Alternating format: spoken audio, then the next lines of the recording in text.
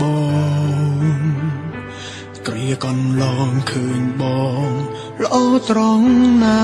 ដែរមកដល់ពេលនេះរូបបងអើក្រក់មែនទេ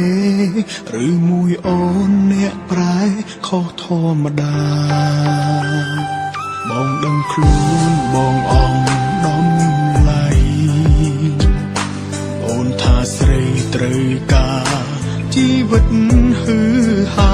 បន្ថោកបងនេះមិនអាចតបដំឬការហើយក៏ត្រូវការឲ្យបងចេញពីអូនខ្ញុំដេញបងចេញពីភពផែនដីនេះត្រឹមចេញបាត់ពីមុខស្រីបងធ្វើតាមស្រួលកាយនឹងចិត្តគ្រប់យ៉ាងក៏វេនចូលអូនមានអ្នកត្រៀមជំនួសបងនឹងហើយគ្មានសិទ្ធទេដេញបងពីផែនដីនេះផែនដីមិនមែនកម្មសិទ្ធិរបស់អូនឡើយបើអូនប្រឹងស្អប់បងមិនងាយភ្លេចឡើយ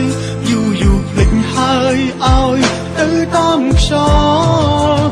ល់បក់ទៅឆ្ងាយ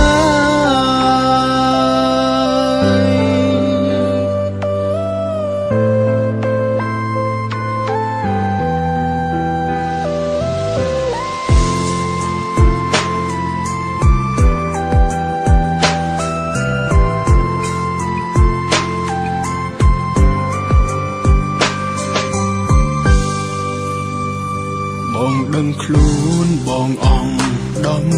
ឡៃអូនថាស្រីត្រូវកា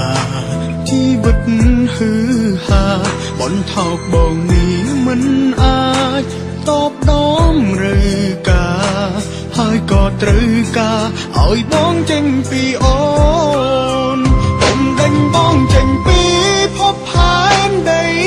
នេះត្រឹមចេញបាត់ពីមុខស្រីបងធ្វើ